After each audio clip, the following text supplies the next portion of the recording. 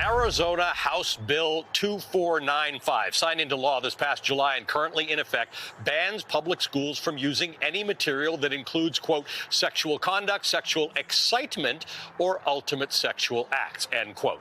An earlier version of the bill included direct references to homosexuality. The bill was amended, and that language was, in fact, removed, but the intent was already quite clear. It is certain types of sex that are targeted by book banners in this state, and members of the Velshi Banned Book Club know that the kind of sex that's considered objectionable here is generally anything that includes LGBTQ plus people or female desire, which I think started the end of the world or something like that. House Bill 2495 does include exceptions for novels with, quote, serious literary, artistic, political, or scientific value, end quote, but only those novels are only allowed to be taught expressly with written parental consent. Now, if you're thinking this language is somewhat broad and subjective, you're absolutely correct. No two people would define serious artistic value in the exact same way, and that's exactly the point of this thing. This bill brilliantly and insidiously sets the stage for ban after ban after ban after challenge, protected by language that is just vague enough to accomplish the goals. Although the Canterbury Tales, written by Geoffrey Chaucer, a work I suspect many would argue has, quote, serious literary value, end quote, has already been targeted for ban, the classics will withstand this painful test. They're part of the very fabric of our culture. They've retained their crucial relevance for decades, sometimes even centuries, and will continue to do so in the future. What's truly at risk here, as we have discussed week after week, I said disgusted because it's a little bit disgusting that it happens, but week after week we discuss on the Velshi Banned Book Club that what's really at risk here is contemporary novels. Those that are representative of America today, books that hold a mirror up to our modern society, books that might offer solace to a young reader and help them make sense of the world around them, a young reader who's been sexually assaulted, a young reader who is gay but has not told their parents. The reality is this: high school age students are and will continue to explore sex and sexuality, even in Arizona, believe it or not. When you remove books that are safely and thoughtfully designed to explore those very real concepts, you send a clear and damning message. Sexuality, especially when it comes to young women and the LGBTQ plus community, is shameful and should not be discussed. I'm joined now by the Democratic Arizona State Representative Daniel Hernandez, who's talking about it. Back in January, he vocally opposed the bill to its sponsor, his Republican colleague, State Representative Jake Hoffman. Senator, good to see you. Thank you for being with us. Thanks for having me.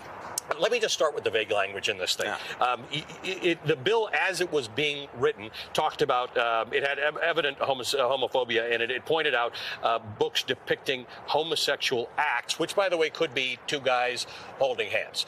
It wasn't defined, and that was one of the big problems.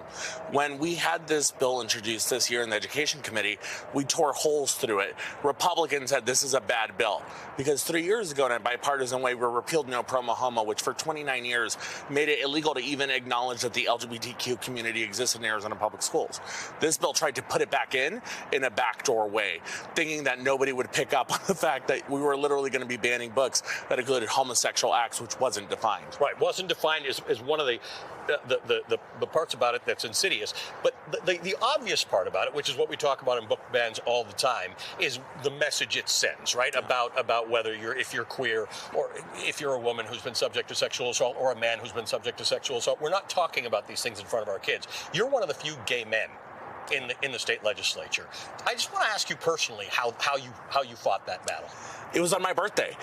So 3 years ago, we repealed the ban on No Promo Homo, and this year on my birthday, my reward was listening to my colleagues talk about why we needed to ban any reference to homosexuality.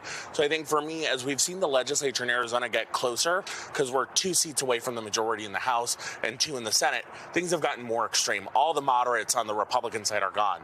So all we have left are the furthest right extremists, and that's why now that I've joined a new organization called Stand for Children, we're backing pro-education candidates who happen to be people like Katie Hobbs and legislative Democratic candidates who are going to actually look at how do we teach kids to critically think? Right. How do we teach them to be better humans? Right. How do we teach them and empower teachers to actually do their jobs? So how do you teach kids to critically think when it comes to sexuality, sexual assault, sexual experience, anything to do with sex?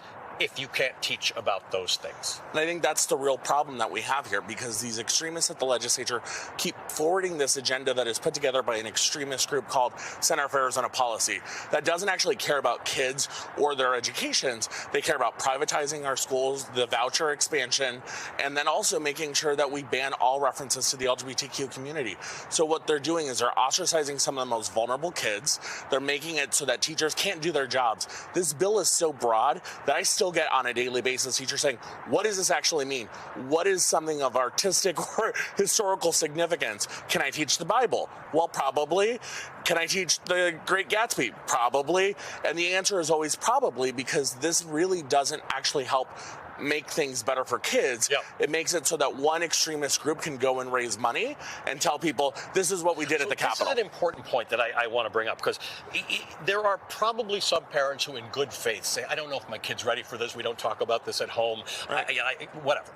A good faith reason to say, I'm not sure about this. Yeah. But that's not what's going on in most of the organized book bans in this country. It's extremist groups. And at the core of everything that we've done, we include parent, we include child and age-appropriate content. So we're not going to be teaching kids in kindergarten about sex. What we're going to be doing is teaching them about consent, good touch, bad touch, because we know that some of the most vulnerable kids who have been sexually assaulted don't have the language to tell adults. So what we need to do is make sure that we're giving kids the tools to protect themselves, but also making sure that we get rid of this idea that we're teaching kids about sex in kindergarten. That's what my colleagues are saying is happening. The reality is we're just trying to teach kids how to be able to read and be a functioning member of society, and someone who actually understands the big concepts and the things that are happening and be a critical thinker. I mean, you may not want your young kids or your early teen kids to read about sexual assault and rape and things like that, except many of our authors, maybe 20% of the authors we have on the Velshi Band Book Club who write about these things say it either happened to them or they hear from people who say, you saved me because this happened to me and I was too ashamed to tell anyone about it. Books can be transformative, and they can be a huge part of the way that people see themselves. If you don't see your experiences be acknowledged, you wonder, am I someone who is different? Am I someone who is not valid? So that's where, when we're talking about this, we need to have a holistic view of what's going on. And yet that's not what's happening at the legislature. It's ban after ban. It's going after educational equity and saying, if you are an LGBTQ student, if you are a person of color, your experience is not valid. Thank you for doing this. We appreciate it. Of course. State Representative Daniel Hernandez of Arizona.